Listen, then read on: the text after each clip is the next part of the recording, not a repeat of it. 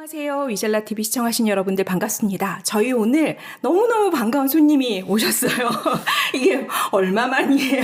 반갑습니다. 김연경 작가님. 네. 네, 안녕하세요. 안녕하세요. 네, 오랜만에 인사드리는 네. 김연경 작가입니다. 네. 그동안 너무 바쁘셨다는 건 알고 있지만 네. 그래도 보고 잊지 싶었습니다. 않고 네. 연락해 주셔서. 그러니까요. 그래도 위젤라 TV랑 같이 방송한 게 다 반응이 너무 좋아가지고. 아, 진짜요? 네. 다행이다. 그럼요. 저도 항상 이제 마음에 위젤라랑 한번 해야지 이러고 아이템을 늘 생각을 하고 있죠. 너무 감사합니다. 오늘 또 특별한 주제를 MBTI에 과몰입하면 안 되는 이유입니다. 오.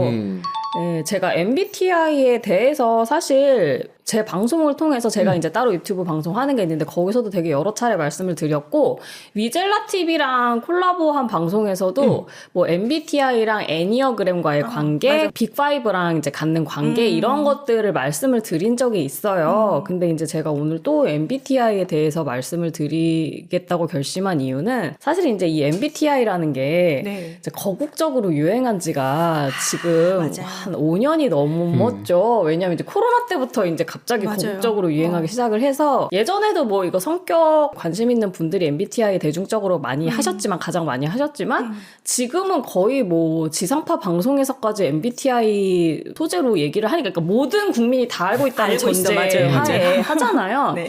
그래서 이렇게까지 이제 MBTI가 대중적이 됐으면 지금쯤은 조금 이 논의가 좀 깊어질 만도 한데 아직도 너무나 이 초보적인 수준의 이야기들이 너무 많이 떠들고 있는 현실. 맞아요. 얕고 자극적이죠.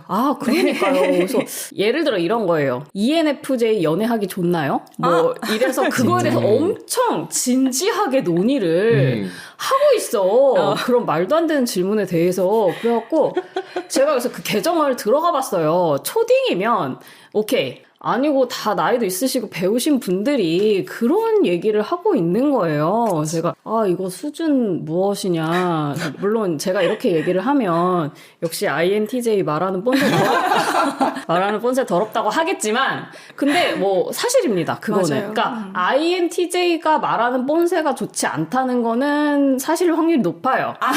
그게요? 그게요? 네. 여기 INTJ 저명고 한 분 더 계시죠? 네. 그러니까 뭐냐면 INTJ의 특성이랑 말을 예쁘게 좀 안 하는 편이다라는 관계가 있습니다. 네. 그러나 ENFJ, MBTI랑 연애하기 좋나요는 아무런 통찰을 줄 수 없는 그 질문이란 말이에요. 누구나 연애할 수 있죠. 그렇죠. 네. 그거 가지고는 몰라요. 맞아요. 연애하기 좋은지 안 좋은지는 MBTI랑 상관없단 말이에요. 그리고 이제 MBTI에 너무 이런 식으로 과몰입한 사람들이 많다 보니까 또 하나 이제 나쁜 경향성이 뭐냐 하면 아예 MBTI를 완전 이제 개소리 취급을 하는 맞아요. 사람들도 많아. 맞아요. 너무 듣기 싫은 거야. 지긋지긋한 거지. 너무 말도 안 되는 것 같고 MBTI를 얘기하면은 나는 절대 상대도 안 하겠다 뭐 이러면서 MBTI 완전 미신이고 전혀 아무런 근거 없는 혈액형이나 뭐 별자리 수준으로 그보다도 못한 수준으로 취급하는 분들도 또 많으세요.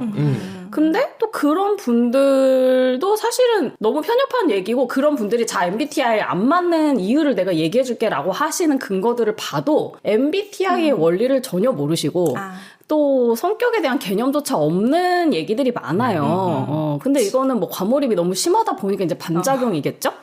그래서 MBTI도 이제 원리를 잘 알고 한계를 알고 써먹으면 얼마든지 적절하게 사람 이제 성격을 이해할 수 있는 도구임에도 불구하고 너무나 이제 이해가 얕다. 그래서 맞아요. 이거에 대해서 좀 얘기를 해야 되겠다라는 생각이 들어서 네. 이제 사람 성격이 굉장히 사실 복잡해요. 그래서 성격을 이해할 때 어느 하나의 이론만으로 설명할 수도 없어요. 그러니까 뭐냐면 우리가 뭐 예를 들어 어떤 나라의 상황이나 이런 것들을 이해할 때 뭐 사회학적인 관점, 역사적인 관점, 뭐 경제학적인 관점, 사회 문화적인 관점 다 필요하잖아요. 그쵸. 그런 것처럼 이제 여러 가지 도구들을 종합적으로 보면 좋단 말이에요. 이제 그런 것 중에 하나인 거죠. MBTI로 모든 걸 다 설명하려고 하니까 이런 문제가 생기는 거야. MBTI 원리도 모르고. 그래서 조금 오늘 확실하게 아주 좋아요. 네, 말씀을 드리도록 할게요. 네.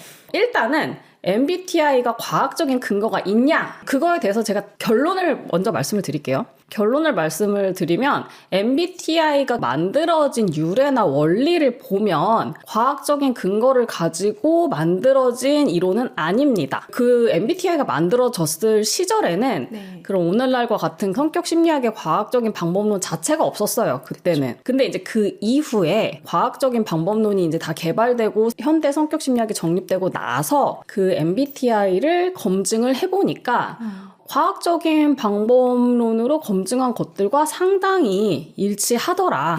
그래서 MBTI는 유효하다. 어느 정도 증명이 됐습니다. 아, 과학적인 방법론으로 만들어진 건 아니나 어떻게 만들었냐 하면은 사실은 인간의 직관으로 만든 거예요. 요즘 말로 뇌피셜이라고 하죠. 뇌피셜로 만들었는데 과학적으로도 어느 정도 근거가 있는 걸로 유효한 걸로 밝혀졌다라고 보시면 돼요. 근데 MBTI의 한계는 무엇인가에 대해서 좀 자세히 말씀을 드리려고 해요. 네. 그래서 일단은 MBTI 처음에 누가 어떻게 만들었는지 혹시 알고 계시나요? 마이어. 마이어스 브릭스. 네, 마이어스 브릭스가 만들었는데 예. 그분들이 오마주 했던 분은 칼 융. 맞아요. 네. 칼 융의 이론을 바탕으로 만든 건데 만들었던 시기는 이제 세계 2차 대전 시기 정도라고 해요. 그러니까 20세기 초. 그런데 이 마이어스 브릭스라는 사람들은 정작 전혀 심리학을 전공한 사람들이 아니었다고 해요. 맞아요. 그래서 이제 MBTI 까는 사람들은 심리학자도 아닌 사람들이 그냥 뇌피셜로 만든 이론 가지고 뭐 이렇게 사람의 성격에 대해서 진지하게 얘기를 하느냐 뭐 이렇게 얘기를 하시죠. 그렇기는 하지만 이 당시의 심리학이라고 해도 오늘날의 심리학이랑은 사실 많이 달라요. 칼 융은 유명한 사람이잖아요. 융은 이제 현대 심리학의 기틀을 만든 사람이니까 그 당시에 칼 융은 이제 19세기 후반에서 20세기 초반 사람이니까 칼 융의 이론은 지금도 많은 영감을 주고 있기는 하지만 칼 융의 이론을 지금 보면은 현대 심리학의 관점에서 보면은 사실은 과학적이지 않은 부분이 되게 많아요. 그 당시에는 이제 철학에서 이 인문학에서 사회과학으로서의 심리학이 이제 분화되는 시기였기 때문에 칼 융의 얘기들을 보면은 진짜 뇌피셜 같은 얘기들이 많습니다. 전 심리학이라기보다는 영성학 같아요. 심리 철학이죠. 요즘 네. 말로 치면. 네. 예. 사실 이게 요즘 심리학은 이제 사회과학이니까 네. 과학적인 방법론을 통해서 통계적으로 어쨌든 숫자로 검증할 수 있는 분야만 다룬단 말이에요. 근데 그런 분야가 아니라고 해서 우리한테 쓸모가 없는 거 절대 아니에요. 그렇죠. 과학적으로 증명할 수 없는 부분도 얼마든지 있죠. 예를 들어서 내 안의 철학. 누구나 철학을 가지고 있잖아요. 삶에 네. 대해서. 가치관이라든지.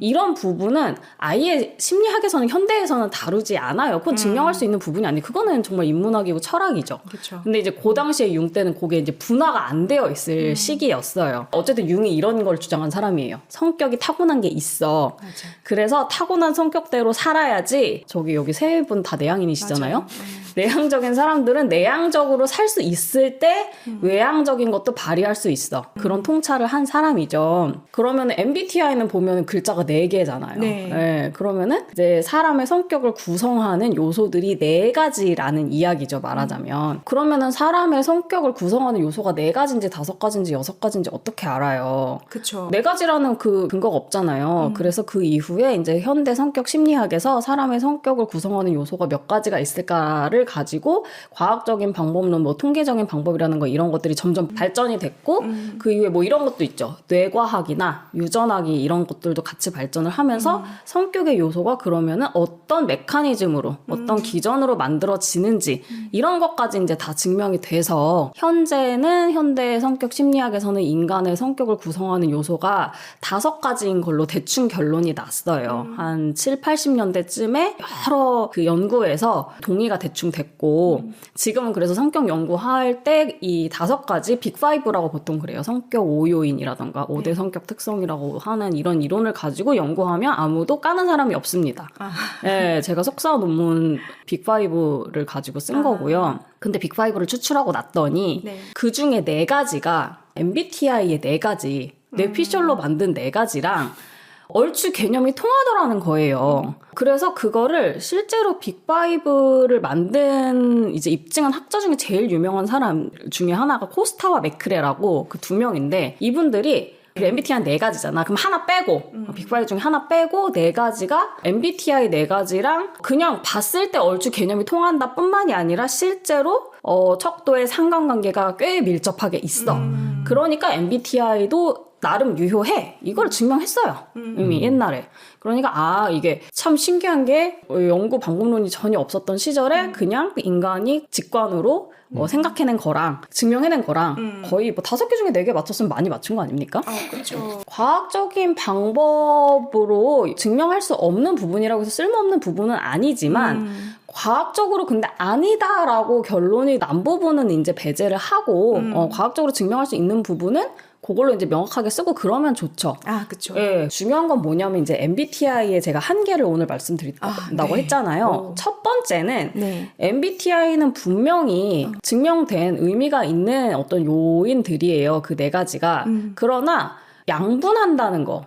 내향 아니면 외향으로 양분한다. 중간에서 자른다. 라는 것이 한계라는 거죠. 그렇죠. 이게 스펙트럼이 분명히 있을 텐데. 그럼요. 네. 인간이 외향적인 인간, 내향적인 인간 2가지는 아니잖아요. 그쵸. 그 MBTI 만든 사람들도 그건 당연히 알았을 거예요. 빅5에서 증명한 바에 의하면 외향적인 인간, 내향적인 인간을 나누는 성질을 뭐라고 하느냐. 그걸 이제 외향성이라고 하거든요. 외향 인간은 이래, 내향 인간은 이래 보면서 여러 가지 썰들이 많잖아요. 그럼 원리를 알면 사실은 해결되는 일이거든요. 예를 들어드리기 위해서 우선 외향성이 뭔지 정의를 해드리면 빅5 의 입장에서 네. 외향성이라는 거는 긍정적인 자극에 대한 반응성이에요. 한마디로. 그러니까 뭐냐면 사람이 뭐를 했을 때 좋은 거 있잖아요. 뭐를 해야 좋은지는 사람마다 물론 달라요. 개인적으로 다르지만 누구나 좋은 것들이 있어요. 맛있는 거 먹을 때, 좋아하는 사람이랑 재밌게 놀았다. 원하는 걸 성취했다. 네. 경쟁에서 이겼다. 이럴 때 싫은 사람 아무도 없죠. 당연히 다 좋아요. 근데 외향성이 높은 사람은 이럴 때 많이 좋아요. 신나! 이럴 일들이 많아요. 외향성이 높은 사람은. 근데 내향적인 사람들은 당연히 우리도 좋은 거 하면 좋아요. 우리 셋 다 내향이니까. 근데 그렇게 와우! 이거는 무슨 일 있어도 해야 돼! 이 정도로 좋은 일들이 그렇게 많지가 않습니다. 그리고 되게 좋은, 예를 들어서 내가 가장 좋은 기분이다 할 때의 그 자극의 정도 자체가 외향성이 높은 사람들이 더 크겠죠. 일반적으로. 네네. 우리는 제일 좋아봐야 이 정도인데 외향적인 사람들은 난리가 나는 거예요. 그러니까 무슨 말이냐면은 외향적인 사람들이 뭔가를 하고자 하는 욕구가 높을 수밖에 없어요. 왜냐면 하면 많이 좋으니까. 왜냐면 뭔가를 할 때에 공짜가 아니거든요. 에너지도 들고 리스크도 있습니다. 그러니까 내향적인 사람들은 하면 좋지. 근데 굳이? 이런 게 많아요. 그냥 가만히 있는 게 더 괜찮을 것 같은데? 그리고 또 하나, 그러면 자극성이 높은 사람들은 긍정적인 자극을 느끼고자 하는 욕구 자체가 커요. 그 그릇이 커요. 채워져야 돼. 네네. 이만큼 긍정적인 자극이 채워져야 돼. 안 그러면 좀이 쑤셔요. 잘못된 건 없어도. 그래서 자꾸 뭘 합니다. 외향성이 높은 사람들은. 근데 외향성이 낮은 사람들도 당연히 긍정적인 자극을 느껴야 돼요. 인간이니까. 근데 그 그릇이 작아요. 그래서 금방 차버려요. 그래서 그 이상의 자극은 좋은 자극이라고 해도 피곤해요. 네. 무슨 얘기인지 아시겠죠? 네. 그러니까 정도의 차이라는 거예요. 결국에는 외향성이라는 어떤 성질이 있어요. 이제 도파민이랑 연결이 되어 있죠. 연관이 되어 있는. 그래서 외향성은 도파민에 얼마나 민감하고 도파민을 원하는 욕구가 얼마나 크냐 정도의 차이라는 거예요. 그러니까 정도의 차이다 보니까 당연히 상대적인 거고 외향성이 높은 사람도 있고 낮은 사람도 있지만 절대적으로 두 카테고리 있는 건 아니라는 거예요. 맞아.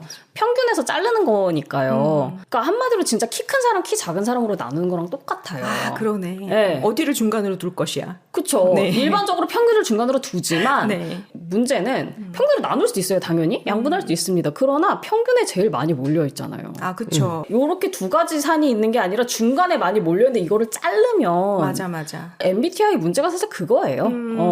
외향인지 내향인지 아리까리한 사람들이 사실 더 많은 게 정상이거든요. 맞아요. 근데 그런 사람들을 굳이 너는 외향인이야 내향인이야 요거로 넣다 보니 사실 저 같은 경우는 MBTI 검사를 하면 4가지 척도가 바뀌는 일이 단 한 번도 없습니다. 극도로 가 있군요. 네, 밸런스 붕괴 인간이라고. 그래서 저는 MBTI 이론 사실 잘 맞아요. 네네. 네, 그러나 대부분의 경우는 한두 개는 안 바뀌는데 한두 개는 바뀌고 어떤 거는 나 정말 뭔지 모르겠어. 맞아. 우리 딸이 어떠세요? 그래요. 그래요? 우리 딸은 I랑 E가 어중간하고요. 살짝 E인 것 같고 T랑 F가 그때 왔다 갔다 해요. 그래요. 네. 네, 그럴 수 있죠. 네, 그래서 살짝 T지만 그래도 F를 쓰면서 사회생활을 하고 그 중간이 있고 S는 절대 안 바뀌고 J도 절대 안 네, 바뀌는. 맞아요. 네. 이런 식으로. 네. 아, 여기 두 분은 그러면 중간에 있는 거 없으세요? 저는 P랑 J. 그게 살짝 중간, 어중간. 네, 살짝 J인 것 같다가 P인 것 같다가 그 정도. 나머지는 극단으로 가 있죠. 네. 네. 우리 기피디님은? 저도 J하고 P가 약간 그렇긴 한데 더덕님에 비해서는 훨씬 J죠. 조금 더 J다. 그쵸. 네. 훨씬 J죠. 그러니까 이게 상대적인 거란 거예요. 이게 둘 다 J라고 해도 둘 J끼리 살잖아요. 그러면은 저놈이 J라고? 이렇게 돼요. 그래요. 저희 딸이 그래요. 엄마 아빠가 뭔 J야 이러면서 그러니까요. 비웃죠. 네. 어차피 상대적인 거라는 거예요. 네, 맞아요. 그러니까 이거를 양분하는 데서 오해가 많이 생길 수밖에 없고, MBTI 말이 안 된다라고 하는 사람들 보면 뭐 이런 얘기를 해요. 야, 내가 오늘 기분 좋아서 신나게 놀면 나는 오늘 E고, 내일 피곤해서 집에 찌그러져 있으면 내일은 I인데 그게 뭐냐, 뭐 이런 식으로 얘기를 하거든요. 맞아. 그래서 이게 정말 왜 밖에 나가서 정말 에너지를 엄청 많이 쓰고 집에 이제 집거하는 거를 좀 하는 분들이 본인 아이라고 자꾸 그러니까요. 하셔서, 네. 그게 아니고요. 그러니까 이게 완전히 오해를 한 거죠. 외향적인 사람이라고 해서 비교적 외향적인 사람이라고 해서 매일매일 외향적인 행동만 하는 게 당연히 아니잖아요. 그렇죠. 그렇게 할 수도 없죠. 그렇죠. 할 수가 없죠. 외향적인 사람이다, 내향적인 사람이다라고 굳이 평균에서 나눈다고 해도 한 사람이 길게 봤을 때, 그 사람을 길게 봤을 때, 오늘 보고 내일 보고 이런 게 아니고요. 왜냐하면 평균이니까 그쵸, 길게 그쵸. 봤을 때 다른 인간들의 평균에 비해서 상대적으로 어떠느냐는 얘기를 하는 거지, 맞아. 이거를 오늘 어떻고 내일 어떻고 기준도 없이 그렇게 얘기를 하는 게 아니란 말이에요. 그리고 이제 외향적인 분들이 나 옛날에는 되게 외향적이었는데 나이 먹으면서 나 점점 내향적이 되는 것 같아. 나 그래서 지금은 아이야. 뭐 이렇게 얘기하시는 분들이 많아요. 근데 요거에 대해서도 또 정확하게 해석을 해보면 일단은 외향성이 나이를 먹으면 평균적으로 조금 낮아지는 경향이 있는 건 사실입니다. 혈기 도파민하고 완성할 관계가 있는 건가요? 그것도 그럴 것이고 체력도 떨어지고 사람이 그리고 맞아. 어렸을 땐 모든 게 재밌는데 나이 먹다 보면 그게 그건 것 같고 생물학적으로 당연한 거예요. 젊었을 때는 성취를 많이 해야죠. 생물학적으로. 그러나 나이 먹으면 별로 그럴 일들이 없어집니다. 그럴 필요가 없죠. 그렇죠. 네. 진짜 걸어다니는 아이들 없잖아요. 다 뛰어다녀. 그러니까 애들은 다 뛰어다니잖아요. 아이들은 다 대부분이다. 네, 그쵸. 저는 아기 때부터 아이였지만.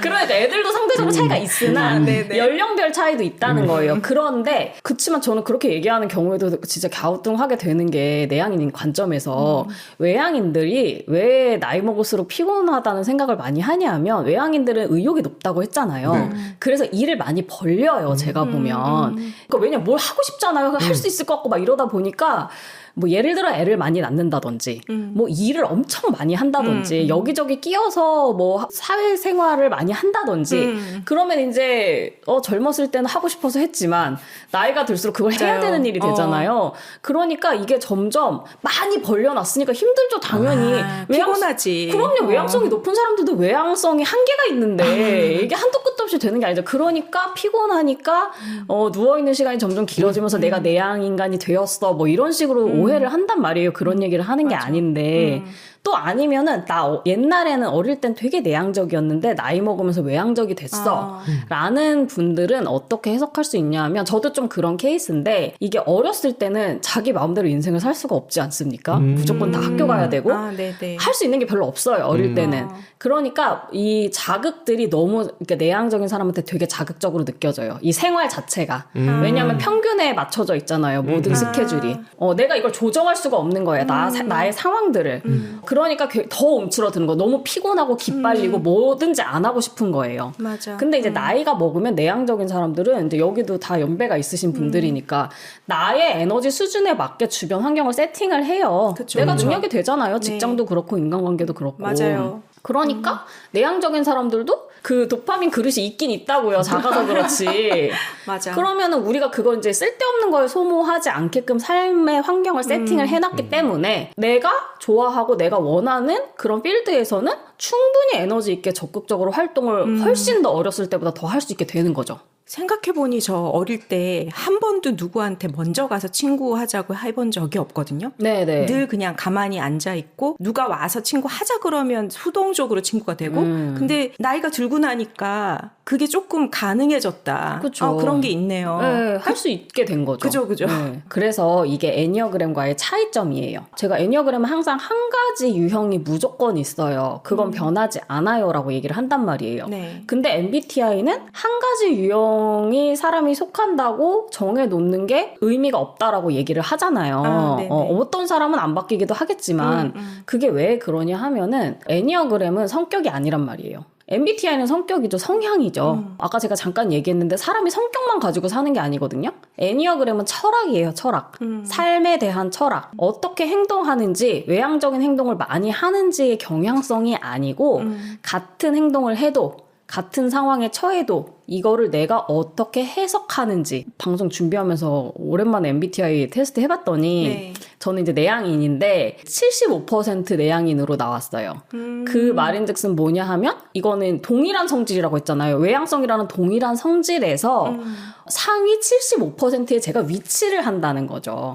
네. 그러니까 내가 외향성이 25%에 내향성이 75%란 얘기가 아니고 그냥 동일한 성질인데 거기서 백분위에서 75%의 위치를 한다라는 얘기고 내가 어떤 철학을 가지고 있다라는 얘기는 이런 건 있을 수 있어요. 철학도 여러 가지가 있잖아요. 뭐 애니어그램에서는 9가지 있다라고 하는데 그중에 어떤 철학을 내가 메인으로 쓰지만 요 철학이랑 저 철학은 조금 더 가깝다던가 뭐 애니어그램에서는 같은 중심을 쓴다거나 뭐 그러면 좀 비슷하겠죠? 네. 그리고 내가 요거에는 조금 더 공감이 가는데 쟤는 정말 공감이 안 가, 저 철학에는. 요런 차이는 있을 수 있으나 진짜 극단적으로 말해서 내가 요 한 가지 유형의 철학을 75%를 쓰고 다른 철학을 25%를 쓴다고 해도 그거는 한 가지 성질 안에서 100분이 75%에 위치하는 거랑 완전히 다른 얘기라는 거죠. 그쵸. 네. 그런데 네. 이 MBTI를 철학으로 생각하고 활용하는 분들이 사실 되게 많아요. MBTI에 과몰입하시는 분들은 그런 분들이에요. 그러니까 인간은 외향적인 경향성과 내향적인 경향성이 따로 있고 그래갖고 MBTI 과몰입을 하다 보면 이제 어떤 이론까지 가냐 하면 혹시 MBTI에서 8기능이라고 들어보셨어요? 네네, 8기능서? 들어봤어요. 들어보셨죠? 네네. 뭔지 아세요? 혹시 자세히? 그러니까 내가 주로 쓰는 거에 맞아요. 뒤집혀서 그것이 안쪽으로 가서 무언가를 할 땐 그걸 쓰고 뭐 이런 식으로 굉장히 맞아요. 복잡하더라고요. 맞아요. 네네. 간단하게 설명을 드리면 이제 MBTI 그 4가지 척도로 이제 양분해서 16가지 이게 아니고 여기서 그치지 않고 어떤 유형마다 주기능 제일 중요한 기능, 네. 부기능, 이제 그걸 보조하는 기능, 그다음에 3차 기능, 잘 안 쓰는 기능, 그다음에 열등 기능, 진짜 잘 못 쓰는 기능 이렇게 4가지가 있다는 얘기예요. 그럼 요거 4가지를 어떻게 알 수 있느냐 하면은 오늘 뭐 8기능에 대한 얘기를 하는 게 아니기 때문에 간단하게 제 사례만 들어볼게요. 네. INTJ를 예를 들어보면 네. 우선 J잖아요. 우리는 모두. J 유형은 T냐 F냐 판단 기능이라고 하는데 외부 세계로 사용을 한대요. 그리고 P 유형은 인식 기능 S냐 N이냐를 외부 세계로 사용을 한대요. 그럼 저는 INTJ고 J니까 T를 외부 세계로 그러면은 외향 사고형이 되는 거예요. 외향 사고 기능을 주기능으로 써요. 그 다음에 2가지의 심리 지표 중에 하나가 외향이면 저는 T가 이제 외향이잖아요. 그러면은 나머지 하나 N이냐 S냐 저는 N이죠. 그거가 내향이래요. 그러면 저는 내향 직관형이 되는 거예요. 저는 내향 인간이잖아요. 네. 내향 인간은 I가 붙은 거를 주기능으로 써요. 네. 그러니까 저는 내향 직관을 주기능으로 쓰는 거예요. 네. 그리고 나머지 하나가 부기능이 되는 거죠. 그게 이제 외향 사고. 네. 그런 다음에 이제 3차 기능은 부기능의 반대니까 저는 3차 기능이 FI가 되겠고 그다음에 4차 기능 이제 제일 열등한 기능은 주기능의 반대 기능이니까 SE 외향 관찰 외향 감각 요게 된다 네. 라는 얘기예요. 엄청 복잡하죠. 네네. 이해 전혀 못했습니다. 그쵸? 이해 요거는 못해도 되죠? 네, 못해도 돼요. 네. 못해도 돼요. 네, 이거는 그냥 그 원리만 알면은 이제 익숙해지면 탁탁 되는데 아니어도 그냥 보면서 하나씩 이렇게 맞아. 퍼즐 맞추듯이 해가면 되는 거거든요. 그러니까 한마디로 INTJ는 그냥 INTJ인 것을 떠나서 나는 이제 제일 중요하게 쓰는 기능이 내향 직관이고 그 다음이 뭐 외향 사고고 뭐 이렇다는 얘기예요. 그래서 우리가 T인지 F인지 헷갈리는 사람도 있다고 했잖아요. 네. 왜냐면은 평균에 가깝게 위치하면 T인지 F인지 잘 모르니까. 그러면은 이런 사람들은 이렇게 MBTI 8기능까지 이제 보시는 분들은 8기능의 순서를 사용하면 얘가 T인지 F인지 알 수 있다 이렇게 얘기를 하는 거죠. 얘가 어떤 기능을 주로 쓰고 어떤 기능을 열등하게 쓰는지를 보면은 T인지 F인지 그러니까 다르다라는 거예요. 그게 헷갈릴 때. INTJ인지 INFJ인지 와리까리 한 것 같지만 요걸 보면은 구분할 수 있다라고 얘기를 하는 거예요. 근데 제가 이 8기능을 제가 한번 공부를 해봤어요. 실제로도 이제 적용을 해보고 일단 저는 해봐요. 뭐든지 공부를 해봅니다. 근데 저의 결론은 오바다. 에바 세바다. 쓰잘데기 없는 죄송하지만 이론이다. 이론을 위한 이론이다. 라는 생각이 들더라고요. 왜냐하면 내향직과는 또 뭐야? 외향 사고는 또 뭐고? 그렇잖아요. 우리가 지금 뭐 T가 뭐고 F가 뭔지 대충 이제 빅5랑 연결 지어서 그냥 상대적인 차이라고 했는데 여기에 내향이 붙고 외향이 붙으면 또 뭐냐? 라고 하면 이제 여기서부터는 철학적인 썰이 돼요. 마치 애니어그램이 그러는 것처럼 어떤 가치관이나 세계관적인 그런 서술이 나와요. 근데 제가 말씀드렸지만 융 이론은 그런 식으로 구성되어 있다라고 했잖아요. 네. 그러니까 융 이론을 바탕으로 한 거다 보니까 MBTI가 그래서 제가 이런 얘기를 들어보면 이런 8기능까지 MBTI로 시리어스하게 가는 분들의 얘기를 들어보면 진짜 모호해요. 약간 반엄 효과라고 아세요? 그게 뭐예요? 반엄 효과 심리학에서 쓰는 건데 반엄 효과 뭐냐면은 그냥 누구한테나 갖다 대도 말 되는 거 있죠. 그냥 뭐 심리 테스트들이 많이 그러죠. 그렇죠. 심리 테스트. 뭐 이랬잖아. 당신은 보기보다 뭐 마음이 약한 부분이 있죠. 라든지 당신은 혼란스러울 때도 있지만 자신에 대한 확신이 있는 분이죠. 이런 거 있죠. 누구한테나 갖다 대도 굉장히 모호하게 말하기 때문에 모든 사람이 다 그런가? 라고 하게 되는 그런 서술들이 돼요. 그거 배워야 되겠는데 점장이들은? 그럼요. 그분들은요, 점장이들이나 사기꾼들은, 점장이도 뭐 다 그렇다는 건 아니지만, 아무튼 그런 분들은 안 배워도 이런 걸 본능적으로 쓰시더라고요. 그러니까. 부러워. 그쵸. 물론 애니어그램 같은 것도 이게 철학이다 보니까 과학적인 거랑은 상관없고, 뭐 안 믿는 사람은 안 믿을 수도 있겠지만, 애니어그램 같은 경우는 정확하게 성격적인 부분을 배제한 철학에 대한 이야기거든요. 애니어그램을 막 설명을 하다 보면 성격적인 부분이랑 혼동해서 그런 서술들이 있기도 하지만 애니어그램 이론만 제대로 공부하면 일단 애니어그램 기본적으로 이건 성격이 아니야 라고 시작하기도 하고요. 성격적인 부분을 배제하고 충분히 전체적인 이론을 다 이제 설명을 할 수가 있어요. 근데 MBTI 같은 경우는 제가 얘기했지만 빅5 5개 중에 4개랑 거의 개념이 비슷하다라고 했잖아요. 애초부터 융 때가 그랬다니까요. 융 이론이 그렇다니까요. 성격이랑 철학이랑 뭐 가치관이랑 이런 모든 것들이 혼재되어 있는 개념이에요. 사실은 외향인이 내향인이 하는 것들이. 그러니까 우리가 이런 것들을 전체 다 혼재해서 다 섞어가지고 쓰다 보면 그냥 애매모호한 얘기밖에 안 돼요. 우리가 여기서 분명히 지금까지 과학이 발전해서 심리학이 발전해서 여기서 성격에 대한 부분을 명백하게 추릴 수 있게 됐잖아요. 그러면 그 부분만 추출해서 쓰는 게 마치 이거를 다 섞어가지고 옛날 스타일대로 쓸데없죠, 사실은. 그렇기 때문에 저는 8기능은 배울 필요 없고 이걸로 뭔가를 심각하게 설명하는 분들은 신뢰하지 않는 게 좋다라고 생각을 해요. 그리고 중요한 거는 MBTI도 학계가 있잖아요. MBTI 학회도 있고 다 있습니다.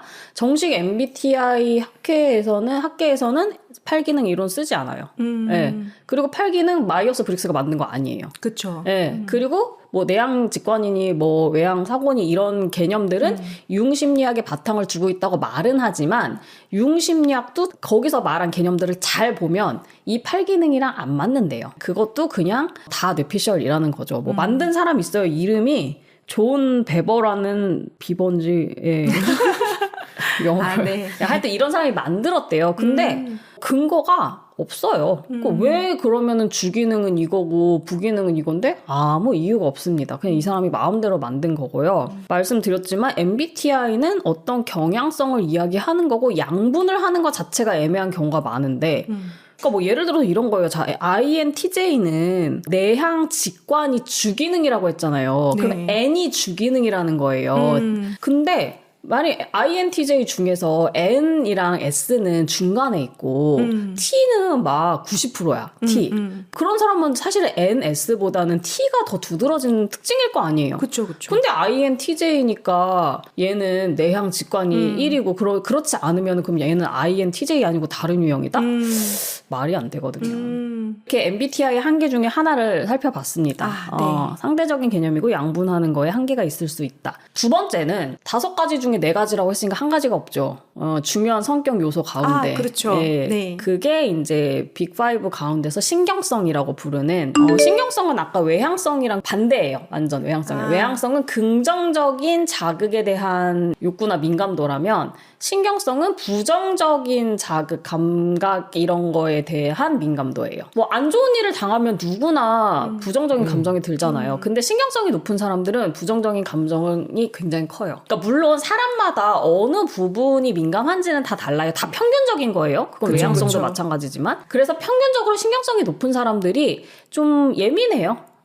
좀 부정적이고요. 그리고 신경성 낮은 사람들은 좀 태평하죠. 무뎌요. 그리고 웬만한 자극 뭐 그럴 수도 있지. 뭐 아픈데 뭐 다 그런 거 아니야? 근데 실제로 굉장히 신경성이 높은 사람들은 너무 아파. 같은 상황에서도 그걸 엄살이라고 하면 안 된다는 거죠. 맞아. 예. 실제로 어떤 사람은 더 크게 느끼거든요. 같은 자극에 대해서도. 우리 더동님 신경성은 어떤 편이신 것 같아요? 저는 몸은 신경성이 굉장히 낮고요. 예. 관계의 신경성은 굉장히 예민하죠.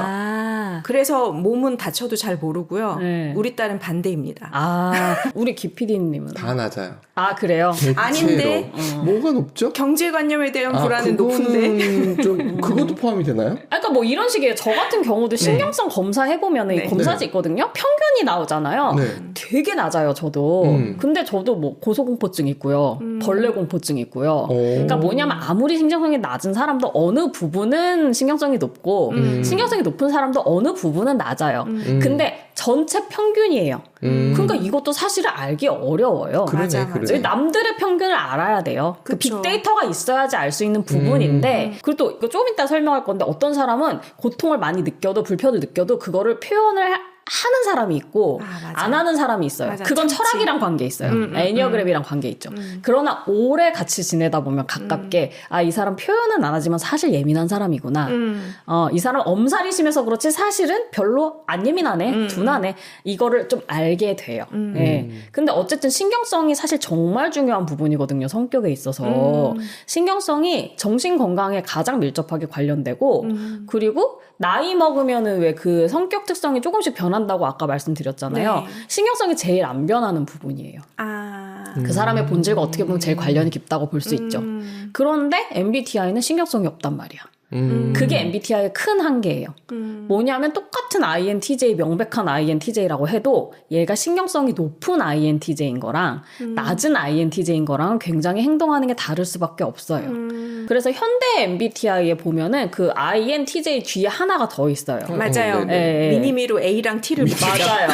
그래서 뭐 확신형, 이제 네. 신경성 낮으면 확신형, 신경성 높으면 민감형 이렇게 해가지고 그러면은 그렇게 뒤에 하나까지 더 붙어 있는 그럼 5가지 척도잖아요. 네. 이런 것들이 이제 빅5의 개념을 거기에 따르는 현대 MBTI예요. 네. 그러니까 이런 거는 이제 팔기능이나 그런 되게 옛날식의 올드한 MBTI랑은 완전 다르죠. 이거는 이제 질문 문항 이런 거 봐도 거의 빅5랑 그냥 똑같다고 보면 돼요. 예. 그 다음에 2가지를 봤고요. 네. 3번째 이제 한계는 그 4개는 어쨌든 빅5랑 유사하다고 했잖아요. 네. 근데 그 중에 S냐 N이냐 좀 직관적인 사람인지 아니면 현실적이고 감각적인 사람인지 요 부분은 그러니까 외향, 내향 같은 경우는 외향성이 높으면 내향성이 낮은 게 맞거든요. 왜냐면 네. 동일한 성질이니까요. 근데 S랑 N은 2개가 성질이 다른 거예요. 네. 그래서 N은 우리는 셋 다 N형이잖아요. 네. 이런 얘기 하는 거 좋아하죠. 그렇죠. 이런 사람들은 보통 빅5에서 개방성이 높다라고 얘기를 해요. 그 개방성이 뭐냐 하면은 형 이상학적인 세계 있잖아요. 이론이나 개념이나 예술의 세계에 대한 관심이나 감각이라고 얘기를 해요. 아니면은 새로운 개념이나 이런 거에 좀 오픈 마인드고 또 그런 지적인 자극이나 이런 것들을 추구하는 어떤 성향이에요. 그런 거 네. 좋아하죠. 맞아요. 그리고 뭐 좀 서로 좀 관계가 없어 보이는 것들을 연관시키는 능력 요런 거거든요. 네. 재밌잖아요. 그쵸, 재밌잖아요. 근데 S들은 이런 거 관심 없는 거 아시죠? 네. 네. N들은, N이 높은 사람들은 S들은 전체 그림 보는 능력이 좀 뛰어나고 가능성, 다양한 가능성 이런 거를 좀 잘 보고 관심 있어 한다면 S들은 N이 낮은 사람들은 현실적이고 디테일하고 또 맞아요. N들이 디테일에 좀 떨어져. 맞아요. 전체적인 맞아요. 걸 좋아하다 보니 그래서 이렇게 좀 뜬구름 잡는 얘기 있잖아요. 이런 네. 개념 이런 거에 관심이 좀 없습니다. 맞아요. S들은. 그런데 N이랑 S는 다른 개념이라고 했잖아요. 그래서 개방성이 높다? N이 높아도 S도 같이 높을 수 있어요. 네. 그리고 N이 낮고 S도 낮은 사람도 있다라는 거예요. 그리고 아까도 말씀드렸지만 N 개방성이랑 N은 관계가 되어 있는데 그럼 S는 뭐라고 해? S는 없어요. 빅5 중에. 그러니까 뭐냐 하면 개방성 N은요 성격이고요. S는 능력이에요. 성격이랑 능력은 다르잖아요. 그쵸. 완전 다르죠. 그래서 사실은 N 개방성도 이거 성격 맞냐로 논란이 가장 많았던 그 빅5 중에서 5가지 중에서 외향적인지 뭔지 이런 거는 성격인지 알겠는데 그건 능력이랑 관계 없잖아요. 그렇죠. 뭔가 체력에 영향을 받는다면 또 체력은 다른 얘기죠. 체력이 능력이라고 할 수 있겠죠. 근데 그거랑 외향성, 내향성은 다르거든요. 그쵸. 근데 개방성 이거 성격 맞아? 이거 어렸을 때부터 예를 들어서 교육을 많이 받든지 하면은 이런 좀 예술적인 감각이나 관심이 올라가는 거 아니야? 이래서 논란이 있었으나 결론적으로는 이거는 성격으로 결론이 났어요. 그런 교육을 많이 받아도 딱히 관심 없는 사람은 관심 없고요. 교육을 못 받아서 관심이 없었던 사람도 원래 개방성이 높은 사람들은 조금이라도 그런 기회가 있으면 굉장히 거기에 빠져들어요. 반드시 그건 아니라는 거예요. 만들어지는 건 아니라는 얘기지. 네, 능력이랑도 다르고요. 근데 S는 현실적이고 디테일한 걸 볼 수 있는 거는 능력이라는 거예요. 그거는 키우면 커지겠군요. 그렇지만 능력이라고 해서 반드시 키우면 커지는 것도 아니죠. 그 높아졌으면 좋겠어요. 저는 S가 떨어지는 게 좀 저의 제일 큰 콤플렉스거든요. 저도요. 그쵸. 네. 나도 현실적인 일 잘 처리하고 싶어. 그러니까요. 나도 행정적인 절차 잘 처리하고 싶고 서류도 잘 그죠. 그래서 관심 슬퍼요. 없어서 진짜 힘들어요. 많이 그럴 때마다. 힘들어요. 그래서 개방성이 되게 높아도 그런 현실적인 감각도 같이 갖춘 사람이 있고 그래서 그런 사람들은 오히려 개방성이 되게 높아도 N이랑 S 낙차가 적으니까 N이 살짝 N으로 나오는 경우도 많아요. 그렇겠다. 이 사람이 개방성이 그렇게 높지 않아도 현실적인 감각이 너무 떨어진다 하면 또 오히려 N이 더 높게 나오고 그 낙차폭으로. 낙차폭이에요. 그러네요. 그러니까 S는 성격이 아니라 능력이라는 거를 생각을 꼭 해야지 돼요. 그 다음에 이제 마지막 하나입니다. 제가 1, 2, 3번까지 설명드렸는데 네. 4번은 이거를 MBTI는 그럼 빅5랑 완전히 연계해서 보자. 신경성도 넣으면 되고. 근데 이 빅5조차도 그거 하나하나는 이제 어떤 독립적인 변수라는 게 증명이 되었지만 한 사람을 파악할 때 굉장히 많은 다른 변수들의 영향으로 정확하게 보기가 쉽지 않다라는 거예요. 그래서 여기서 보기 쉽지 않다는 게 검사하기 힘들다는 건가요? 아니면 변화가 있다는 건가요? 검사하기 힘들다는 거죠. 파악하기 힘들다는 거예요. 파악하기 힘들다. 파악하기 힘들다. 검사를 하던 관찰을 하던 간에 5대 성격 특성이 다른 어떤 특성이랑 어떻게 헷갈리는가에 대해서 제가 정리를 해서 드리려고 합니다. 네. 예. S인데? 그렇죠. 집요하게 하나하나. 요런 거는 사실 S라기보다는 J랑 관련이 있어요. J들은 개념을 정리를 정확하게. 해야 돼요. 정확하게 해야 돼. 대충 두루뭉실하면 안 된다. 맞아. 그래서 그 칼 융이 INTP였다는 얘기가 있어요. 융은 P예요. 그건 확실해요. 융의 그 저작을 보면 알 수 있어요. 정리가 하나도 안 되어 있어요. 근데 이 정리하는 게 꼭 좋은 게 아닌 게 이게 정리를 하면 어딘가는 잘라내고 붙여야 되잖아요. 근데 P들은 그렇게 정리를 하는 게 오히려 본질을 훼손하는 거라고 생각을 하기도 해요. 사실 맞잖아요. 이것저것 다 있어야지 전체를 보는 거 물론 정리를 하면 좋겠지만. 네. 근데 저는 J가 강해서 정리를 하다고 집착을 하다 보면은 오히려 본질을 훼손할 수 있다고 생각을 해요. 제가 그러니까 J가 심하지 않아서 그쵸. 칼륨이 너무 좋지. 이해가 되는 맞아요. 뭐랄까 그분의 그 삶이 네. 엄마도 약간 정신병이 조금 있으셨고 그러니까 영을 좀 봤던 것 같아요. 네, 맞아요. 그 그리고- 사람 약간 귀신 보는 스타일이에요. 그리고 영매 진짜로. 친척 중에 영매가 있었고 그런 얘기 되게 많이 해요. 네. 그래서 이게 우리나라에 왜 무당들 신들린 게 내림되는 그 가게가 있잖아요. 약간 그 집이 그랬던 것 맞아요. 같아요. 그래서 뭔가 영적인 것과 연결이 돼 있기 때문에 한국에서 그거를 작두를 탔을 것이다. 정확하게 어떻게 설명을 해. 설명할 수 없는 것들이 너무 많다는 생각이 좀 들어요. 네. 근데 또 그거는 저는 윤 같은 경우는 N이 너무 강해서 개방성이 너무 강하면은요 이게 높은 개방성이 뭐랑 연결이 되냐 하면 조현병이랑 연결이 돼요. 뭐냐 하면은 이게 개방성이 높으면 여러 가지를 연관시켜 볼 수 네. 있다고 했잖아. 이거랑 비슷하네? 이렇게 찾아내는 것들 있죠? 네. 근데 이게 너무 심하게 높잖아요. 그러면은 연관이 없는 것들을 연관시키게 돼요. 그럴 수도 네. 있죠. 그러면은 그게 조현병으로 발전이 돼요. 실제로. 그래서 개방성이 높다고 조현병이 되는 건 당연히 아니지만 조현병 환자들은 다 개방성이 높대요. 그 천재들 중에 그래서 약간 맞아, 나중에 맞아. 그렇게 되는 경우가 많아요. 남들이 못 보는 거를 기발한 거를 생각을 맞아요. 해내는데 그러다가 보면은 이게 지나치게 이 연결을 시키는 게 분해서 분열이 돼버려요. 무슨 말씀인지 조금 이해가 돼. 근데 그 중에 이제 N이 아무리 높아도 J가 되게 강하고 그런 사람들은 사실은 망상이 되게 많은데 그걸 이렇게 정리해서 어떻게든지 좀 모양 갖추게 하려고 노력을 맞아요. 하니까 N이 좀 낮아 보이는 효과가 있습니다. 그렇구나. 기피디님이랑 얘기를 하다 보면은 저는 이게 뭉뚱그려서 이렇게 보이는 게 있어요. 네. 근데 기피디님 요걸 하나 이렇게 하면서 네. 자꾸 다시 돌아가는 거예요. 네. 그래서 아니 난 이거라고 하면 아니 그러니까 들어봐 하면서 다시 이거 하나하나 짚는 거예요. 이게 너무 다르다. 그게 아마 그 기피디님이 J가 더 높으시고 네. 아마 S가 더 높으실 수도 있어요. 더덕님보다는 아무리 같은 N이라고 해도 네네, 그럴 수 있죠. N이 낮든 S가 높든 그러면은 요게 그 각각의 빅5가 어떤 거에 영향으로 왜곡되어 보일 수 있는지를 제가 간단하게 설명을 드릴게요. 네. 활동성이 외향성은 플러스로 요인으로 작용을 하고 신경성은 마이너스 요인으로 작용을 해요. 그러니까 내가 뭐를 하고 싶은 욕구가 커도 그게 공짜가 아니라고 했잖아요. 리스크나 대가를 생각을 하기 때문에 신경성이 높은 사람들은 하고 싶은 의욕이 높아도 그거를 포기하게 되는 경우가 많죠. 돌다리를 계속 두드리는. 네. 네. 그래서 신경성이 높은 사람들은 외향성이 높아도 좀 낮아 보여요. 행복하지 않을 것 같은데. 꼭 그렇지만은 않습니다. 근데 피곤해요. 그럴 그게 것 같아요. 행복이라고까지 말하면은 조금 너무 그런데 네네네. 피곤한 건 사실입니다.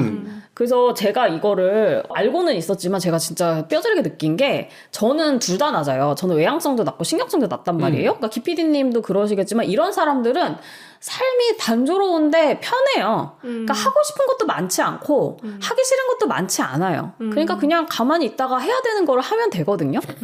근데 저희 남편이 둘 다 높단 말이에요. 그러니까 제가 우리 남편이랑 연애를 4년을 하고 결혼을 했는데 연애할 때도 당연히 이 사람이 나보다 외향적이고 신경성 나보다 높은 건 알고 있었어요. 근데 저는 우리 남편이 진짜 4년을 연애할 때도 그렇게 외향적이라고 생각 안 했거든요. 나보다 외향적일 뿐이지. 근데 결혼해서 같이 살아보니까 외향적이야. 꽤나. 근데 신경성이 너무 높아요, 우리 남편은. 그래서 잡아 끄는구나, 네. 이거를. 근데 이걸 하고는 싶은데, 피곤하겠지, 뭐, 이거는 스트레스겠지. 특히 어렸을 때는 어떻게든 해보거든요, 사람이. 네. 근데 이제 나이를 먹다 보면 이거 해봤자 내가 피곤할 게 더 많아가 있잖아요. 근데 그럼에도 불구하고 욕구가 있으니까 올라와요. 그러니까, 야, 하고 싶다, 안 되겠다. 이게 이제 같이 사니까 보이는 거예요. 같이 안 살 때는 그렇게까지 잘 몰랐어요. 오히려 그래서 활동성을 보면은 제가 남편보다 낫지 않아요. 저도 꽤 활동적으로 활동을 많이 해요. 근데 저는 신경성이 낮으니까 그냥 웬만하면 뭐 할까 그럼 하지 뭐. 뭐 내가 그렇게까지 안 땡겨도 남이 그렇게 해서 좋다고 하면 그래 하지 뭐. 근데 우리 남편은 활동성이 그 외향성에 비해서 많이 낮아. 신경성이 워낙에 높다 보니까. 뭐 체력이 안 되는 것도 있지만 근데 이게 그냥 뭐 해도 좋고 안 해도 좋고 그냥 하지 이렇게 하는 거랑 하고 싶은데 안 하고 싶고 이렇게 하는 거랑 그 에너지 소모가 다르죠. 그러네. 본인이 너무 피곤합니다. 그렇겠다. 물론 보는 나도 피곤해. 근데 보면은 좀 안 됐어요. 그럴 수 있겠다. 네. 아까 오면서 네. 작가님 그 여행에 대한 이야기를 들었는데 딱 그 느낌이신 거고 맞아요. 남편분도 몇 번 저희가 술자리를 했었잖아요. 네. 그 느낌이 있죠. 설명을 하니까 완전히 이해됐어요. 그쵸.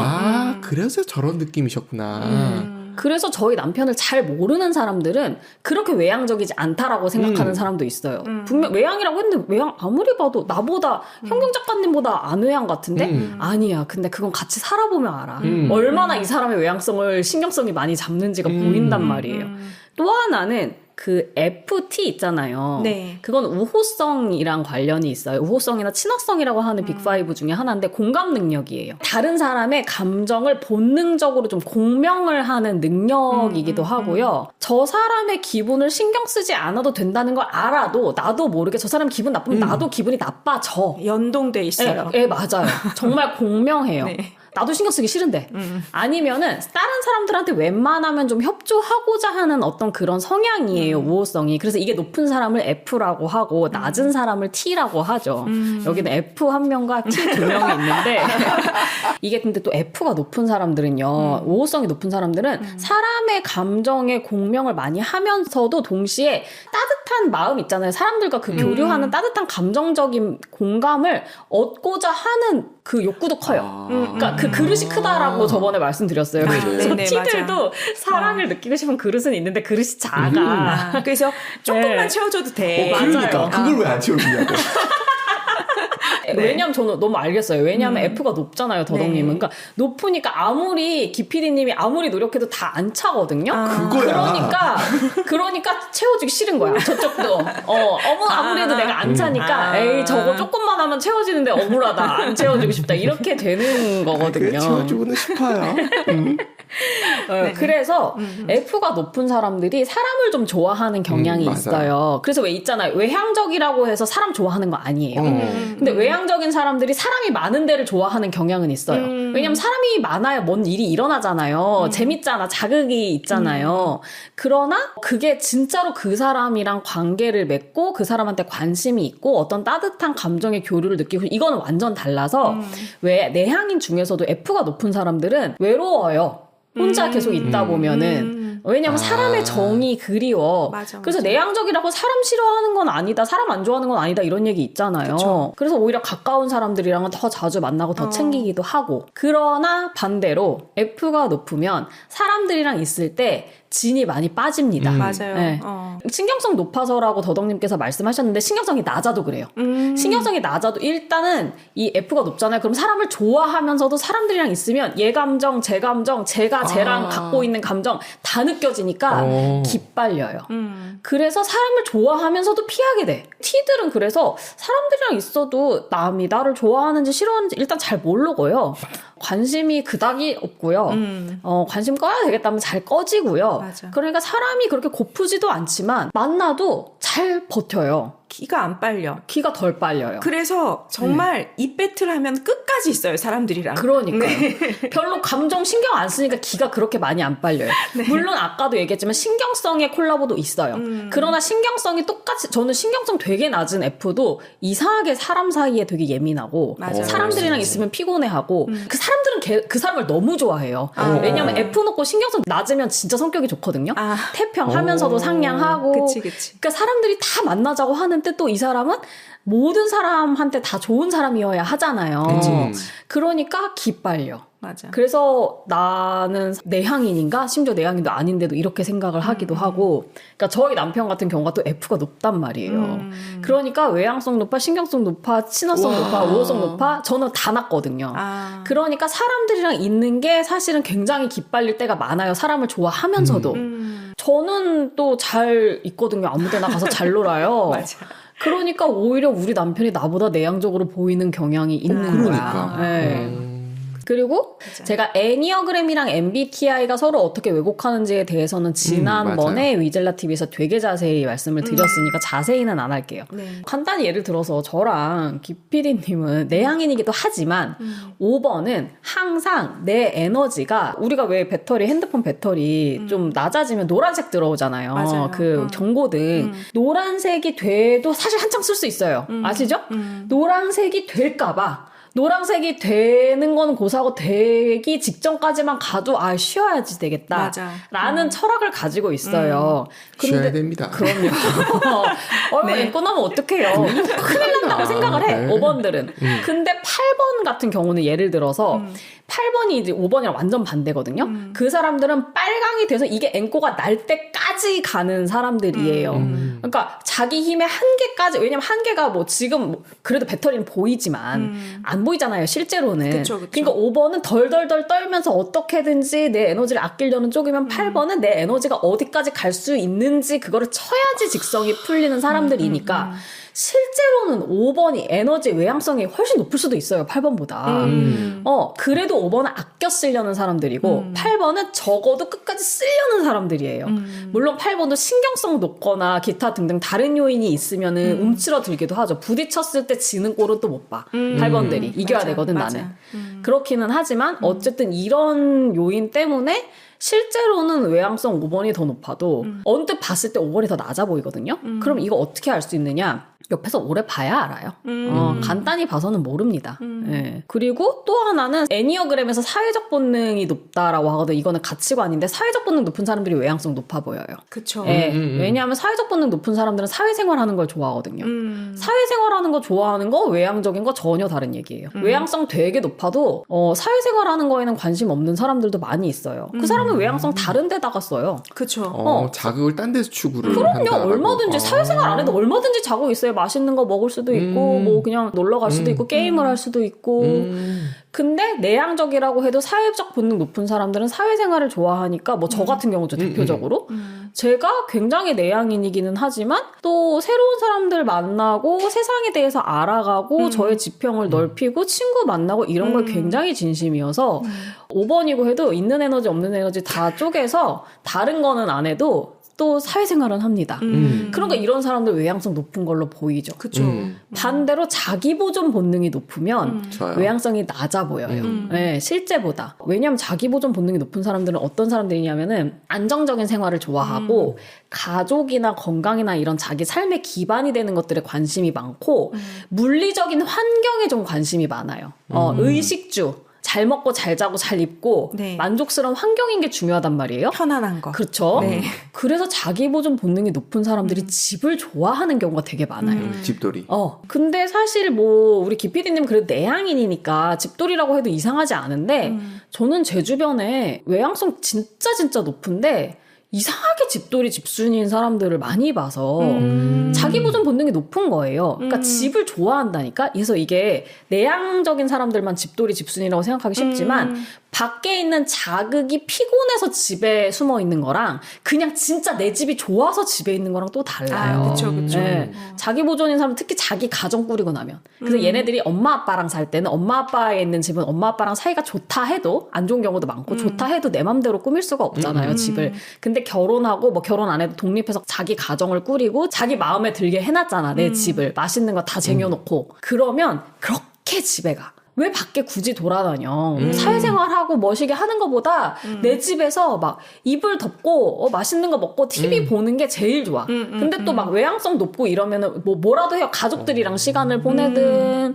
그런데 오히려 사람들 만나고 그냥 모르는 사람들 만나고 외부인 괜히 만나고 뭐 오늘도 위즐라 TV에서 또 뭐 모임 있다고 해갖고 왔는데 어떤 분들 계시는지 괜히 만나러 가고 이런 거는 사회적 본능 낮은 사람들은 안 해요. 외향성 높아도. 굳이라고 생각하겠죠. 굳이 그걸 왜 해? 그 시간에 차라리 맛있는 거 먹으러 가겠다.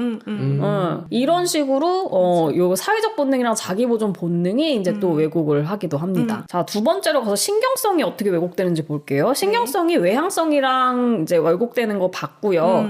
우호성, 그 친화성이랑 왜곡되는 현상도 봤어요. 네. 근데 신경성은 그 예민하고 부정적인 감정은 애니어그램에서 이제 장형들이 조금 낮아 보이는 경향이 있습니다. 왜냐하면 장형들은 뭘 내가 해야 된다. 그러니까 세상을 내가 내 힘으로 통제를 해야 된다라는 세계관을 갖고 있어요. 그러니까 부정적인 감정이 들어와도 예를 들어 우울하거나 불안하거나 아프거나 이런 게 들어와도 이겨내야지 하는 게 있어요. 이겨내지.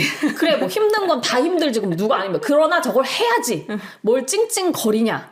그리고 또는 자기가 아프다 우울하다 슬프다라고 인정하는 게 용납이 안 돼요. 그치. 난 강해야 된다라고 생각을 하기 때문에 8번은 강한 사람, 9번도 심하죠. 나는 외부 환경에 영향받지 않는 평화로운 사람, 다 품어주는 사람. 맞아. 1번은 나의 원칙이 있어. 뭐 아무튼 간에 뭘 해야 되는 사람들이야, 그 사람은. 그러니까 부정적인 감정을 잘 인정하지 않고 표현도 하지 않고. 그래서 신경성 낮아 보입니다, 장형들이. 장형들은 대부분 보기보단 신경성이 높아요. 아. 예. 그리고 애니어그램에서 신경성 내가 예민한 것들을 잘 인정하고 표현하는 유형들이 4번, 5번, 6번. 이 사람들은 불편한 거 굉장히 잘 알고 자기 힘의 이제 한계를 딱 명확하게 아는 사람들이기 때문에 나 못해. 그러니까 막 예를 알아야 들어서 되는 거 아닙니까? 그러니까 나 못해요. 아니 못하거든 진짜로. 그러면은 5번은 못해요. 이렇게 정확하게 딱 얘기를 해요. 맞아. 이거는 제 깜냥이 아닙니다. 근데 우리 더덕님 3번이잖아요. 네, 맞아요. 3번들은 자존심 부정적인 상해서 얘기를 잘 안 해요. 네. 자존심 상해요. 내가 못한다라고 하는 게. 맞아요. 네. 나도 모르게 그거를 약간 긍정언어로 표현해버려요. 맞아요. 네. 그다음 세 번째 이제 우호성, 친화성, 공감 능력이죠. TF. 이제 아까 외향성이랑 신경성이랑 어떻게 이제 작용하는지에 대해서 말씀을 드렸고요. 이게 TF가 되게 묘한 게 개방성 그 NS랑 또 혼동이 많이 돼요. 예를 들어서 저는 NT예요. 둘 다 심합니다. 특히 T 심해요. 근데 또 남편 얘인데 남편이 SF야. 우리 남편 그래도 N은 좀 있는 S기는 해요. 그래도 S예요. 그리고 우리 남편 완전 F거든요. 남이랑 공감을 잘한다고 해서 그 사람이 감정이 풍부하다던가 감정을 중요하게 생각하거나 감정적이란 얘기는 아니에요. 그쵸. 그거랑 완전 다른 얘기거든요. 그래서 N들이 T라고 해도 약간 감수성 같은 게 있어요. 있어요. 예, 있어요. 그렇죠. 우리 NT들이 생각한다니까요. 아니, 없다고 생각 안 했어요. 그거는 아마 네. 여기는 또 NF잖아요. 네. 더덕님은. 그러니까 NF가 봤을 때 NT는 없죠. 별론데 이게 SF랑 NT랑 묘하게 NT가 훨씬 감성적일 때가 있어요. 그럴 수 있겠다. 뭐냐면 N들은 작은 거에 의미 부여를 한단 말이에요. 근데 이거 나 잘 아는 사람들은 알기는 해. 어떤 식이냐면 N들은 제가 얼마 전에 저희 새쌍둥이 조카들이 있어요. 초딩 애기들인데 간단한 공부 같은 거를 가르치는데 걔네가 N이 한 명 있고 S가 2명이거든요. 너무 명백해요. 근데 걔네를 가르치는데 거기서 뭐 한 달, 2달 이거 있잖아요. 그 개념을 가르치는 거였어요. 그러니까 뭐 한 달, 2달 하니까 애들이 애기니까 달, 하늘에 떠 있는 달? 뭐 이렇게 얘기를 해요. 그래서 내가 그 달이 그 달에서 나온 얘기 맞아. 왜냐면 하늘에 있는 달이 이제 작아졌다가 다시 커질 때까지가 한 달이잖아요. 그래서 거기서 나온 거잖아. 그래서 그게 한 달이야. 이걸 얘기를 해줬어요. N들은 이런 얘기할 때 약간 벅차거든요. 너무 신기하잖아요. 그 재밌잖아요. 달이 이 달이라는 거. 그걸 애기들한테 내가 가르쳐주고 있다는 거. 너무 놀랍잖아요. 저는 약간 벅차면서 이 얘기를 했어요. 그러니까 N인 애기 있잖아요. N인 애기는 이러면서 제가 원하는 리액션을 했는데 S 2명은 어쩌라고 약간 이런 표정이에요. 그래 알았어. 그거에 감흥이 없어요. S들은 확실히 그래요. 그래서 그 N들이 이상한 거에 감동받는 포인트들이 S는 F가 높아도 되게 무덤덤해요. 그거에는 반응이 없어. 그렇지. 저는 정말 우리 남편이랑 너무 이제 극명한 차이를 느꼈던 게 헤어질 결심이라는 영화를 같이 봤어요. 헤어질 결심 보셨나요? 봤어요. 저는 안 네. 봤어요. 전 봤어요. 네. 그 헤어질 결심이 그러니까 굉장히 그러니까 완전 성적 본능에 대한 영화예요. 제가 보면은 우리 더덕님은 성적 본능도 높으시고 맞아요. NF도 높으시니까 그런 영화 되게 좋아해요. 그쵸? 네. 근데 저도 되게 감명 깊게 봤어요. 그러니까 그들이 너무 사랑하는데 현실에서 사랑이 맺어질 수 없으니까 결국에는 사랑을 위해서 죽음을 택하는 얘기예요. 근데 저는 성적 본능 되게 낮아요. 그래서 현실에서는 그런 일이 절대 있을 수가 없거든요. 왜 죽어? 왜 죽기는 뭐 남자가 얼마나 좋다고 죽냐 말이 안 되는 일이에요. 그럼에도 불구하고 어쨌든 그거는 그런 사람들에 대한 이야기잖아요. 그리고 그게 반드시 사랑이라고만 할 수도 없어요. 어떤 이상을 위해서 죽는 거예요. 결국에는 몸을 던져서 이 세상에서 이 이상을 실현할 수 없기 때문에 그러나 이 이상을 저버리고 살 수도 없는 거야. 그러니까 내가 산화가 되는 거죠. 그래서 저는 이제 그러니까 N들은 이런 것도 연결이 돼요. 저게 나는 그런 이성의 성애적인 사랑에는 일도 관심 없는 사람이지만 그래서 저는 굉장히 감명 깊게 봤어요. 그 영화를. 근데 우리 남편은 성적 본능 저랑 똑같이 낮아요. 그러니까 나는 성적 본능이 낮아도 그러니까 뭐냐면 N들이 그 가상 세계에 되게 몰입을 잘해요. 그렇잖아. 나는 그 사람들과 같은 가치관이 아니지만 그 세상은 그런 세상이잖아. 그거에 굉장히 몰입을 할 수 있거든요. N들이. 근데 이게 S들은 몰입을 못해요.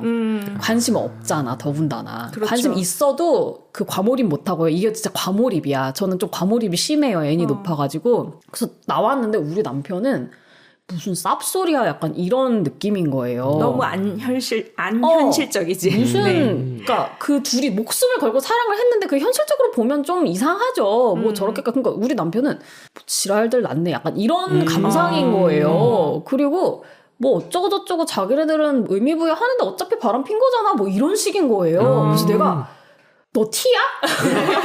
정말 우리가 너 T야 이런 거 있잖아요. 그런 말을 하게 돼요. S들한테. 몰입을 못하니까. 은유와 비유와 상징들이 그쵸. 너무 만연한 어떤 작품 세계가 있으면 S들이 볼 때는 뭔 소리를 하는 거야? 당연히 그럴 수밖에 없을 것 그쵸. 같아요. 네. 그리고 뭐 그거는 뭔 소리를 할지 모를 영화는 아니지만 어쨌든 그 사건 자체에는 본인이 전혀 이제 가치관을 공감을 못하니까 대입할 그건 수 근데 없지. 나도 그래. 나도 그렇지만 저는 그래도 몰입한단 그쵸. 말이에요. 그러니까 뭐냐면 S들은 실제 상황에만 의미를 두기 때문에 우리 남편이 F가 되게 높으니까 실제 상황에 직접 만나는 사람들의 그런 관계나 감정 이슈에는 저보다 훨씬 더 영향 많이 받죠. 근데 우리가 실제 만날 때는 그렇게 절절한 사연이 별로 없잖아. 현실에서는. 그러니까 약간 SF들이 봤을 때는 아니 현실에서는 무슨 진짜 목석 갖고 찔러도 피 한 방울 안 나올 것 같은 저런 냉혈하니 무슨 저 영화 저거 말도 안 되는 얘기 보고서는 저렇게 과몰입해가지고 그렇게 생각을 하게 됩니다. SF들이 볼 때는. 재밌네. 그리고 TF는 특히 애니어그램에서 가슴형들이 F가 높은 것처럼 많이 보이죠. 3번은 그래도 약간 감정 무시형이라서 감정을 좀 절제하려고 하는 유형이지만 2번이나 4번 같은 경우는 감정을 중요하게 생각하고 감정 언어를 많이 쓰고 감정적인 상황들에 자기를 많이 의미 부여를 하기 때문에 근데 그거랑 공감 능력이랑 아무 관계 없어요. 아, 그쵸. 예, 그쵸. 예, 예. 물론 감정에 대해서 많이 알고 감정에 대해서 중요하게 생각하고 그러면은 남의 감정에 대해서 이해는 되겠지만 그거랑 사람들의 감정이 바로바로 공명을 하고 그 사람들한테 협조하려고 하는 그런 태도랑은 관계가 없어요. 그래서 감수성이 풍부한 감정형을 보면 사람들이 다 F라고 생각을 하는데 그거는 그냥 가슴형이고 N일 뿐이지 그 사람 사실은 T인 경우도 꽤 많이 있어요. 그냥 실제로는 현실에서는 좀 냉철하고 쓴소리도 잘하고 이게 T들이 확실히 쓴소리를 잘해요. 왜냐면 F들은 쓴소리 해야 된다는 거 알아도 말하는 순간 저 사람이 실망하면 나도 영향을 받기 때문에 좀 돌려서 말하는 경향이 있는데 맞아. 그러나 또 가슴형들이 말을 예쁘게 하는 경향이 있는 건 사실입니다. 맞는 말이라도 말을 나쁘게 하면은 가슴형들은 자존감의 상처를 받아요. 내가 무시당한 느낌이 맞아요. 들거든요.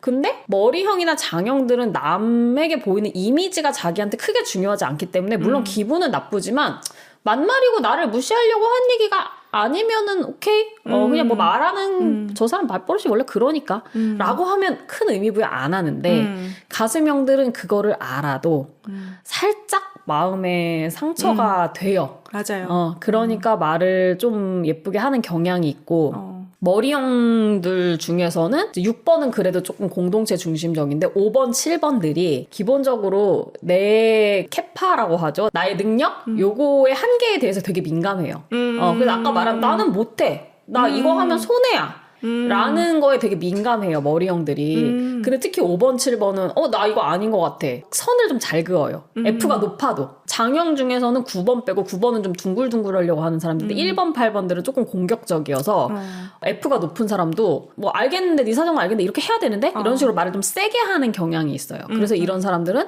F가 좀 낮아 보이고 그래서 가슴형 T랑 장형 또는 머리형 F들이 본인들은 나쁜 말을 좀 안 예쁜 말을 들으면 상처를 잘 받아요. F가 높아서거나 가슴형이라서. 근데 본인들이 말은 또 조금 가슴형이라고 해도 T이거나 F라고 해도 머리형이나 장형이면 말을 조금 안 예쁘게 하는 경향이 있어. 내로남불이 좀 되지. 자기는 잘 못 들으면서 본인은 말을 또 단호하게 하고. 그러니까 그렇게 꼬이는 경향성이 있습니다. 그럴 수 있겠네. 이게 복잡하게. 복잡해요. 엄청 연결이 복잡하죠? 안 됐다. 네. 제가요? 아니. 저는 그런 사람이 아니다 보니까 저는 그렇죠. 일관성이 있잖아요. 굉장히 단순하다고 늘 본인 스스로 얘기하죠. 거다. 아니었으면 진짜 피곤할 거 아니에요. 그렇죠. 사실 기피디님이랑 저는 좀 심플해요. 모든 게 잘 맞아 떨어져. 그다음에 성실성 갈게요. 성실성 높은 사람이 J 나오고 낮은 사람이 P 나와요. 성실성은 자기 충동을 좀 조절하는 능력이라고 하는데 그렇다고 해서 충동 조절 무조건 많이 한다고 좋은 게 아니고 J들은 좀 정돈되어 있고 계획적인 상황을 편하게 느끼고요. 맞아. P들은 그냥 그때그때 닥쳐서 하는 것들을 더 편안하게 느껴요. 그게 더 자연스럽죠. 그런 차이가 있어요. 근데 이것도 뭐 상대적이니까 얼마든지 중간도 있을 수 있지만 네. 근데 제가 완전 J거든요. J인데 제가 어렸을 때 제가 P인 줄 알았어요. 저희 가족이 다 J란 말이에요.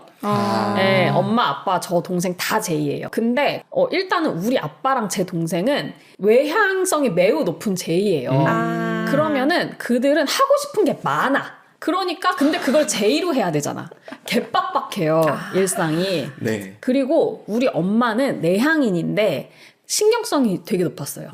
그러면 똑같은 제의라고 해도 계획적으로 하는 게 내가 편하지만 저 같은 경우는 신경성이 낮으니까 안 돼도 크게 바로 적응하거든요. 근데 우리 엄마는 신경성이 높으니까 안 되면 스트레스를 많이 받아. 그러니까 제가 어렸을 때 느꼈을 때는 나 빼고 온 가족이 다 안달복달이야. 그리고 나만 맨날 태평해. 뭐 하고 싶은 것도 많지 않으니까 뭐 계획적이라 봐야 느슨하거든요. 그리고 신경성도 낮아. 그러니까 저는 나 같은 사람이 피겠지라고 생각을 한 거예요. 저들이 제이고.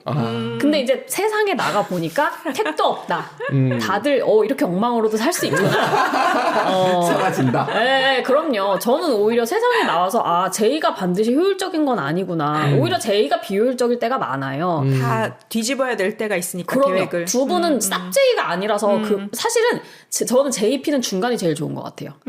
협업 같은 거를 할 때도 왜냐면 대부분은 혼자 일하는 게 아니라 협업을 해야지 되는데 변수가 많이 생기고 그쵸. 계획을 바꿔야 효율적일 때가 진짜 많거든요. 맞아. 근데 제이들은 그게 좀 불편하고 이게 당장 딱 변수가 들어와서 바꿔야 돼. 누가 봐도 바꾸는 게 효율적이라고 해도 제이들은 이상하게 원래 계획대로 가려는 그런 관성 같은 게 있어요.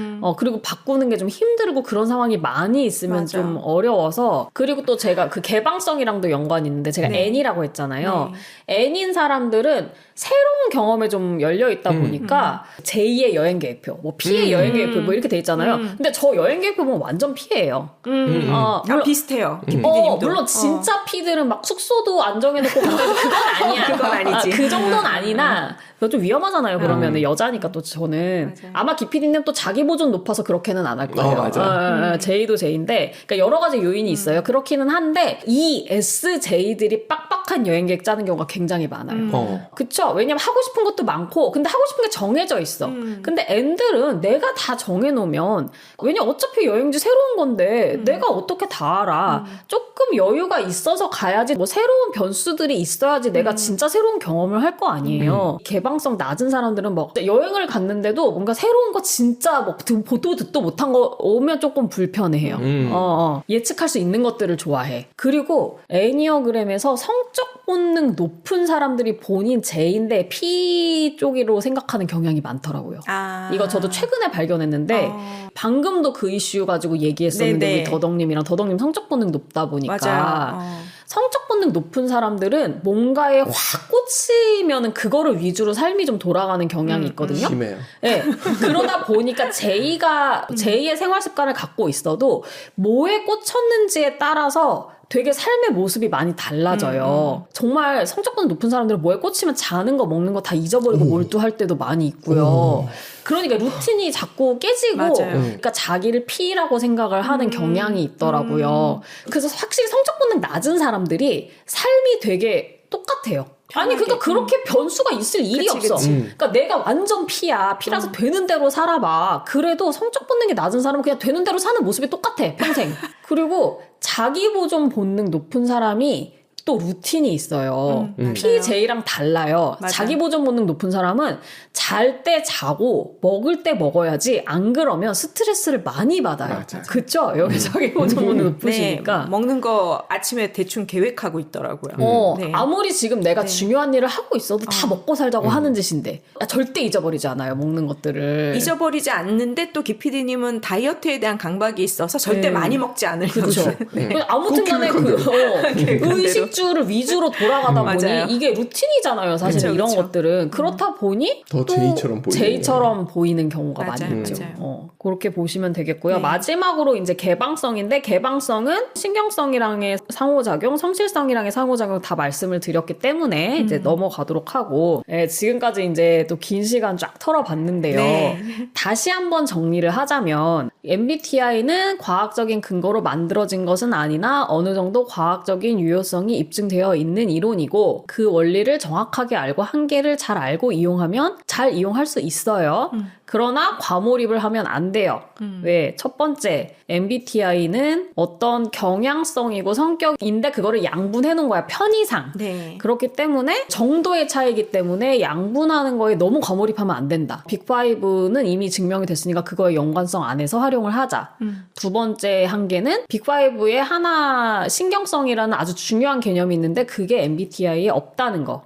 그거를 감안을 해서 신경성 개념까지 넣어서 활용을 해야지 좋아요. 세 번째는 S랑 N, 직관형, 감각형 또는 관찰형이라고 하는 거는 다른 네 가지와 달리 동일한 성질이 아니라 N은 개방성이라는 성격이랑 관계가 있으나 S는 성격이 아니라 능력에 가까워서 두 개가 따로따로 움직인다.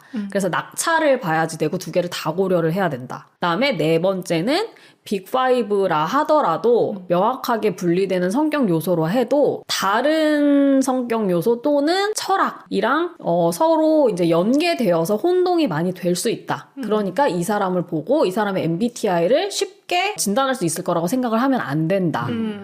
그래서 제가 보면 결론은요. 어떤 사람을 딱 보고 MBTI를 알기는 제가 봤을 때 힘들어요. 나는 애니어그램이 훨씬 잘 보인다고 생각해. 이 사람이 어떤 철학을 가지고 있는지는 그냥 이 사람이 얘기하는 것들, 사람들이랑 관계하는 것들 보면 어느 정도 정확하게 나와요. 안 헷갈려요, 오히려. 그러나 MBTI는 저는 알 수 없다고 생각해요. 그 사람이랑 지내봐야 알아요. 제가 뭐 책이나 영화나 이런 것들 보면 그 작가의 세계관이 있으니까 그쵸. 이 작가 몇 번 유형일 것이다 대충 보이는 경우가 많다고 했잖아요. 여러 작품 보다 보면. 근데 그렇다고 그 작가가 외향적인지 내향적인지 알 수 있는 건 아니거든요. 그럼 그 사람이랑 지내봐야 알지. 그 사람의 행동 패턴을 봐야 아는 거죠. 그렇기 때문에 MBTI에 과몰입하면은 안 된다. 오늘의 방송의 결론입니다. 마지막에 네, 정리까지. 깔끔하게 정리까지. 네, 역시. 아, 오늘 기피디님 어떠셨어요? 질문할 게 있는데 네. 오프 더 레코드로 하겠습니다. 네, 알겠습니다. 알겠습니다. 네. 네, 오늘 장시간 정말 의미 있는 내용이었던 것 같아요. 네, 네. 감사합니다. 오늘도 편안하게 방송 이끌어 주셔서 감사합니다. 저희가 감사드려요. 아무것도 한 거 없는데. 네. 네, 수고하셨습니다. 네, 감사합니다. 수고하셨습니다. 네.